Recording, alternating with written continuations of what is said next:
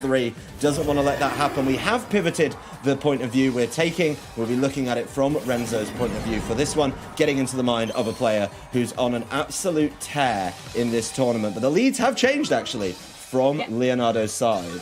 We're not the only ones switching it up with the views. Both players making big adjustments heading into these finals. Leonardo, that Spectre, once again, it's going to be paired with that Landorus this time around. Renzo keeping it classic with Regieleki, but Incineroar is out to play. Incineroar making sure that Landorus eats and Intimidate on the very first turn of the game, and this has been a big thing across the course of not only this set, but this tournament. You cannot let your Landorus just be intimidated and then try and play through it with a full-on Dynamax to max effect.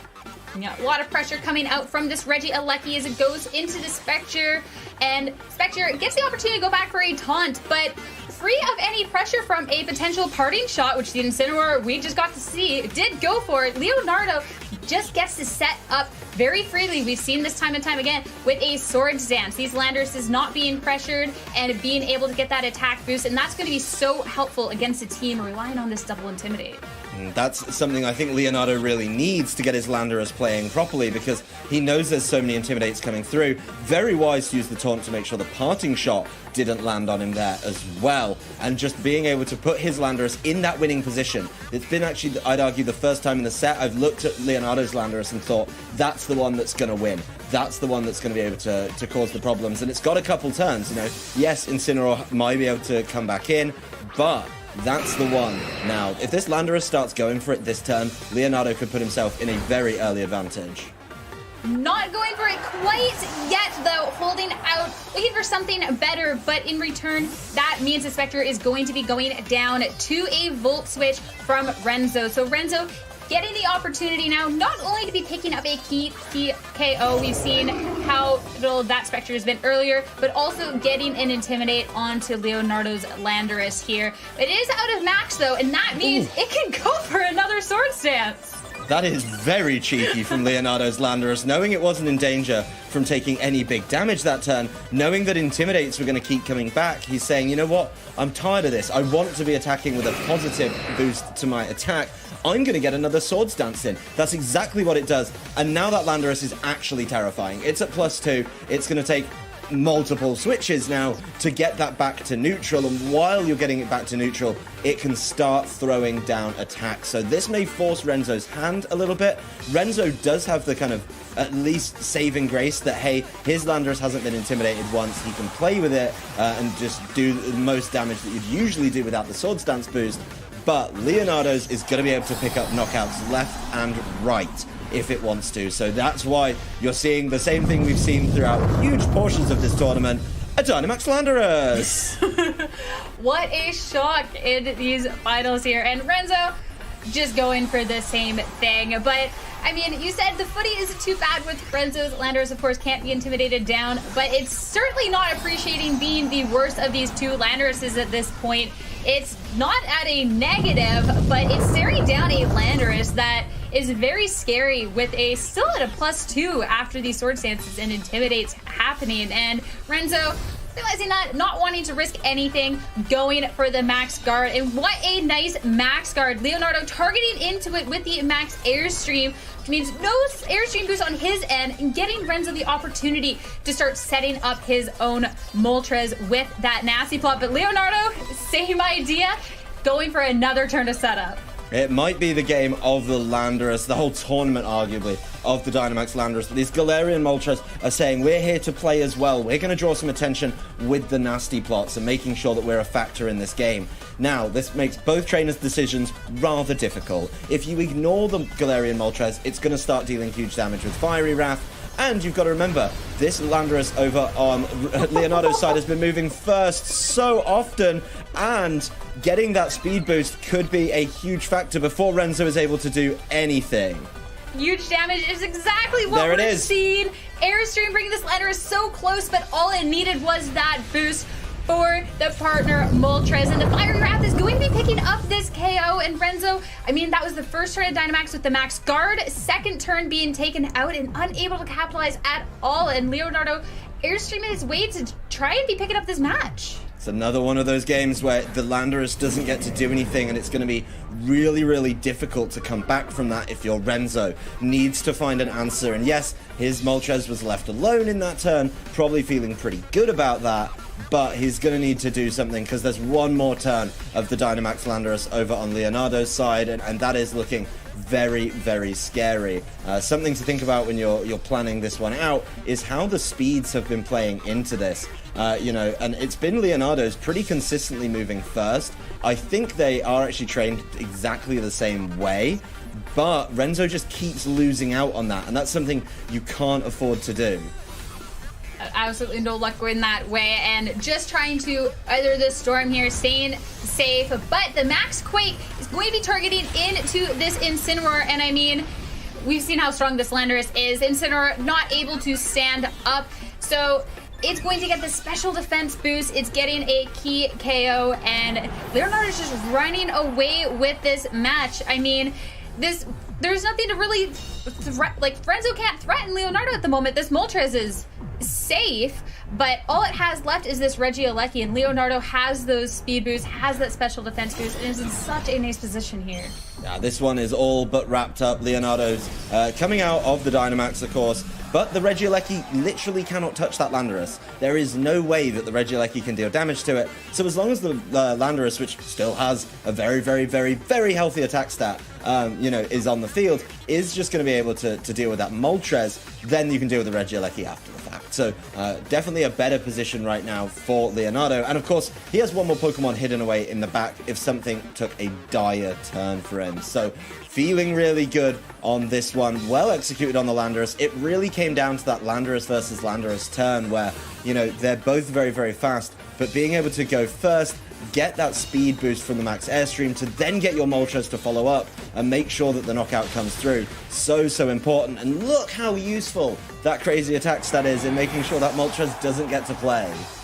Regieleki stayed nice and safe for this turn, but Moltres going to be going down from that rock slide, and I mean, Regieleki can do some crazy things, but it's not going to be able to take this match. Renzo, recognizing that, is going to give this one over to Leonardo, but what a win from Leonardo here. Leonardo showing he is not here to play. Yes, there was a bracket reset. I am over this. I am going for that win. That was a really good way to bounce back from the bracket reset too. Perfect execution of the Landorus. Very, very cheeky, but very, very wise to get those two Swords Dances in and put Leonardo one win away from being the Players' Cup 4 champion. Of course, Renzo has been here a few times. His run has been long, and in multiple of his sets, he's actually lost the first game and then bounced back in the last two. So I'm pretty sure nerves aren't going to be a big thing for him, but this is so close for Leonardo. He's now seen the winning game plan. He knows exactly how to do it, how to execute it, and he's just got to do it one more time over the next two games. Leonardo desperate to get that win, I think, after Players' Cup 3. Renzo here to play the spoiler, though. I mean, after this long, grueling journey to the finals, Renzo wants this bad, and sure, he's down a game, but as you said, this isn't the first time, so it's time to get into that game too. If there's an adjustment being made, I'm sure Renzo can make one to try and find the best path of victory among this very scary journey of Landorus and Moltres. And sure enough, Landorus coming out on Leonardo's end. It's going to be with that Spectre yet again, and going to lead with his own Landorus paired with that Regieleki. Now that Spectre is a staple in the lead for Leonardo, refuses to let that one go. But we've seen that, Renzo does target it down pretty aggressively, and I like that he's realized, hey, you're targeting down my Spectre quite aggressively with the Regieleki, so I'll bring my Landorus just to make you think twice about playing so freely with that Regieleki. This is actually the first time in the whole set so far between these two that we've seen the Landorus both lead into each other, so they both get that one Intimidate, and this is actually where the build of Renzo's team and having double Intimidate could really come into play. Because yes, they've both taken one Intimidate, both of their Landorus's are a little bit concerning, but, Renzo has that option to really force down the attack stat. This is one way to do it. Get one Intimidator out, get the next one in, and now it's going to need at least a Swords Dance to just get back to neutral on Leonardo's Landorus. Yeah, revolving door of Intimidates being so strong. Regieleki with the Thunderbolt into Spectre. I mean, we've known how much it goes, but the Spectre is switching it up, going for the Will-O-Wisp, but it targeted into the Regieleki slot. Maybe thinking for a switch there, maybe thinking just wanting to get that damage, but it's just going to just get a little bit of a burn, and this Landorus on Leonardo's end, free to go for his Swords Dance, though it is just going at neutral. Wasn't really pressured so much and was able to get that turn for free. Yep, gets back to neutral, but, you know, that's a turn that you're just basically playing catch-up on. You're saying, yes, you've got 2 Intimidators, you're probably going to hit me with both of them. That's fine, I'll let you do that, but you just got to let me Swords Dance and make up for it. So it really comes down to this turn, where Renzo has to keep that attack stat low. To do that, he probably wants to get his Landorus in, and maybe even try and weave in a parting shot as well, to get the Landorus on Leonardo's side at -2. You know that you can Volt Switch out on the Spectre, you know it doesn't have Protect, so you're able to get out on that because it's got such a wide move pool of supporting moves. So then you're forcing Leonardo to maybe make another play with another Swords Dance, but then you'd be able to get your Landorus in at the same position, potentially. So a lot going on as Spectre falls pretty early on once again. Not a lot of value out of it in this game, though. No Taunt into the Incineroar could be a problem with this incoming parting shot.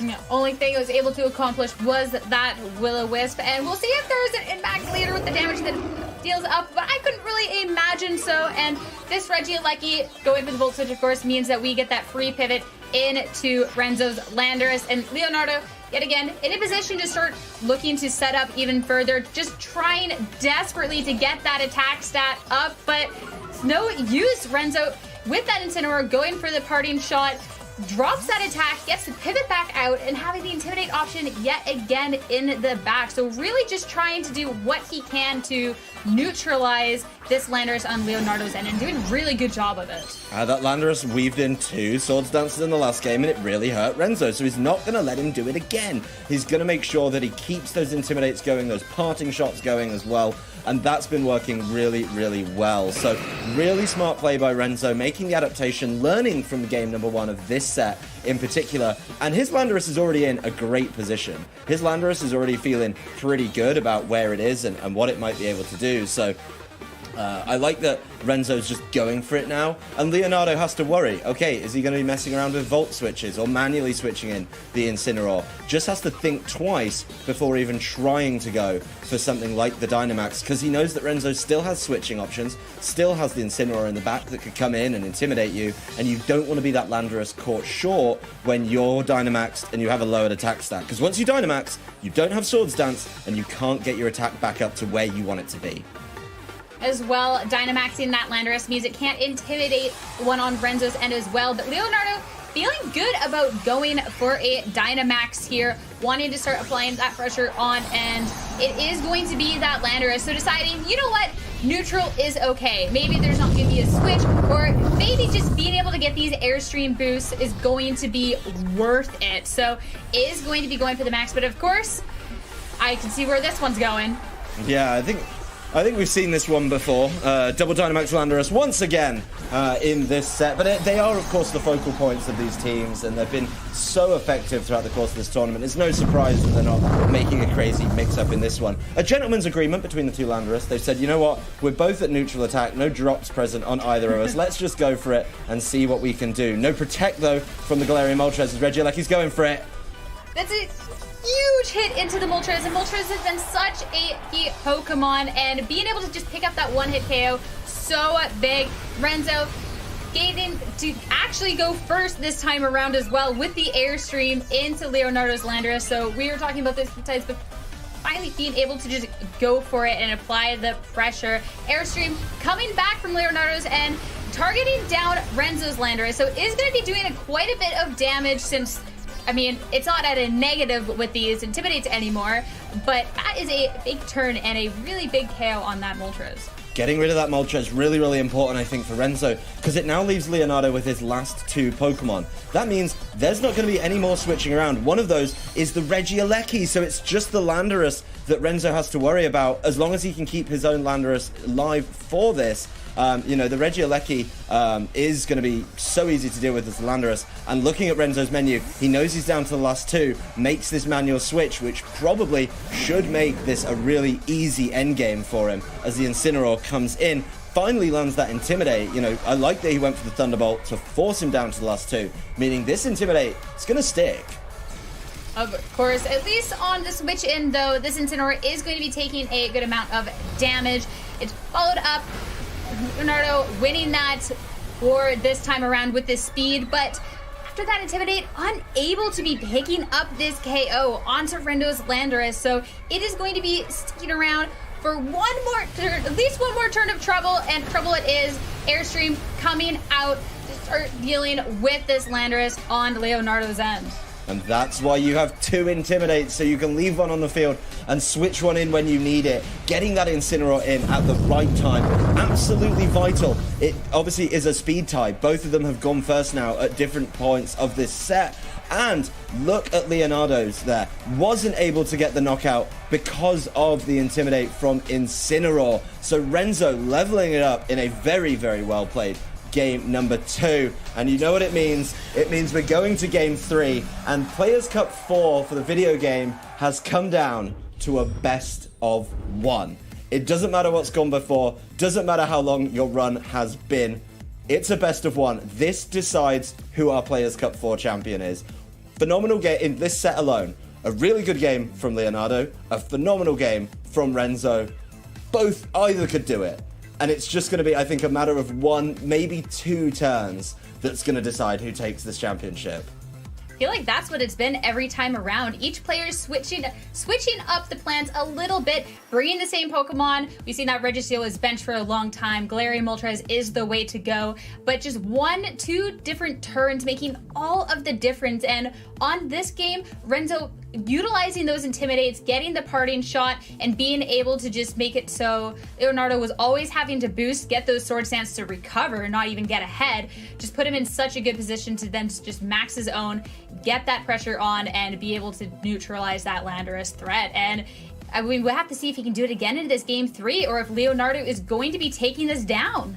It's all about the Landorus again. I know it's a Pokemon that some people speak about with a sense of, you know, I've seen it a lot, but look how good it is when it gets set up. And that's something that the onus is on Renzo, and he's got the team to do it, is, you know, just be able to force, force a decision really out of Leonardo. He's forcing these Sword Stances early because he has 2 Intimidates, and that's the difference in the team composition, where he's able to say, you know what, I can get the Intimidates in a couple times, and you can only do it once. And your Landorus is the thing that has to come in to intimidate mine, but, you know, I can then get my Incineroar in and out alongside that Regieleki and the parting shot. A whole lot going on in this game. Some phenomenal switching, some really good decision making from both of them in either side of the game.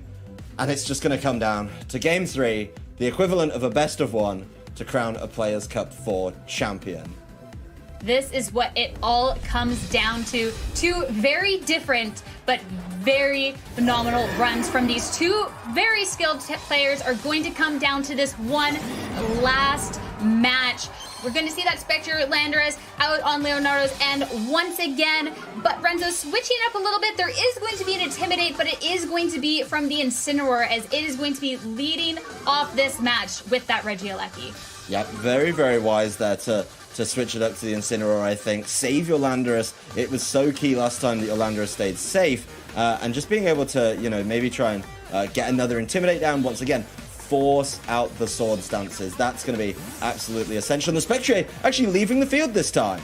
A big switch. This Spectre has been taking his hits from Regieleki consistently, and looking to not have a repeat of that is swapping out into the Regieleki. And Renzo, of course, with his own pivot into the revolving doors of Intimidates, bringing that Landorus out to be putting the Landorus on Leonardo's end at a -2 and forcing it into a position to be trying to get for those Sword Stances. Yep, and you get the Landorus in front of the Regieleki as well. Leonardo, once again, forced into basically this Sword Stance. So many Intimidates coming down, has to spend so much time making sure that you're in that position and you're able to deal with that. Renzo just checking, going, yeah, I got you down by 2 stages, you got it back up by 2 stages, fair enough. But this is going to be an interesting one. This is a mind game and a decision Leonardo has to make. Do I plan for a switch into an Intimidate and go for another Swords Dance? Because that's what Renzo did in the previous game. He kept it down and he made him force Leonardo into 2 Swords Dances. If Leonardo goes to the Swords Dance, doesn't Dynamax, then Renzo's going to try and capitalize on that by just dealing huge damage to it as soon as possible. So Renzo looking like he's going for it. We get the privilege of seeing that on this side, but Leonardo can't be too safe and has to make sure he's keeping up. No Swords Dance again. I do like this play from him. I like that he's saying, you know what, I'm fine with neutral if you're fine with neutral. Yet again, both of these Landorus's coming in at neutral, going for the Dynamax turns. And I mean, this is smart here. You don't want to be caught off guard going for those Swords Dances and then getting chipped down. We saw that it went so wrong that one game with the Landorus taking so much damage before being able to capitalize off of using it. So both players looking to go for healthy Landoruses for their Dynamax candidates. Yep, full health, neutral attack. Gentleman's agreement. We're going to play this one fair and square and honestly see who wins out on those speed ties. We've seen both Landorus moving first, in the turns across the course of the set. The Regieleki in a similar boat. But, oh, the Thunderbolt into the Landorus from Leonardo's side.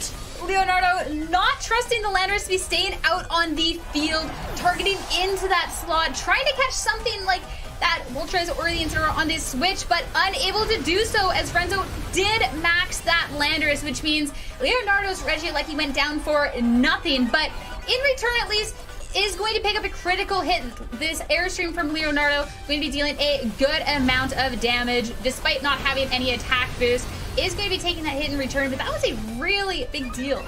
That critical hit actually huge though for Leonardo. I mean, yes, you gave up the Regieleki, but let's move past that. Let's get to this Landorus. The critical hit means even if an Intimidate comes through from a switch into Incineroar, if you go first, you're still going to be able to make sure that you deal the requisite amount of damage. The Spectrio being safe could be big here as well, because it might try and weave in a Will-O-Wisp if the Landorus could maybe max guard. The Spectrio doesn't get knocked out, then a Will-O-Wisp would make Renzo's Landorus pretty much useless for the rest of the game. But I think this is all going to come down to which Landorus gets to move first. They are tied. This is going to be a bit of a coin flip. Regieleki, obviously the fastest thing. That's not the indicator that we want. Spectrio takes a lot of damage. It is going to be Renzo, so it is for all about speed, is going to be targeting first to take down this Landorus from Leonardo. It's been all about the speed and these two Landoruses having the tie. Leonardo's not winning out this time around, is going to be falling down, and Renzo a little bit in control here. This Landorus isn't looking too healthy. It is going to be going down, but that was still a big KO, and this Spectre is not looking too good as well. I mean, that's a trade of the Landorus, but you're fine with that because you at least managed to, get good damage down. Your Regieleki is still exceptionally fast, and, you got the speed boost on it just to make sure if there was going to be any shenanigans. This does mean it's a 3-2 Pokemon advantage, though, and, that Spectriate, yes, it managed to take out the Landorus, but it's not safe. I mean, that is done at the end of this turn. There's no way that Spectriate gets left on the field for another turn, and this Moltres coming in as well is going to be kept under pressure by this Incineroar. It has to protect, or it's just going to get faked out. So Renzo is able to just wrap this one up in next one, if Leonardo really wants to force it, 2 turns. But at the end of the day, that is exactly where he needs to be with it. I think this one is going to be Renzo's, and he's come right back in this grand final reset. There's the fake out, and yes, it's going to be another turn after this, but this Spectre can't protect. No protect from the Spectre means it is going down. I mean, you know that it doesn't have the ability to, which means just targeting into that is safe. There's no protect on the Moltres either, so the fake out there means protect or not isn't doing anything. Regieleki always moving before the Spectre takes that out, and this Moltres is against the world in these finals, but it's down against a Regieleki. The Regieleki is going to be taking it out, and Renzo with that absolutely perfect run to be taking down the Players' Cup 4 finals. Congratulations to Renzo Navarro. The longest way round in this tournament. He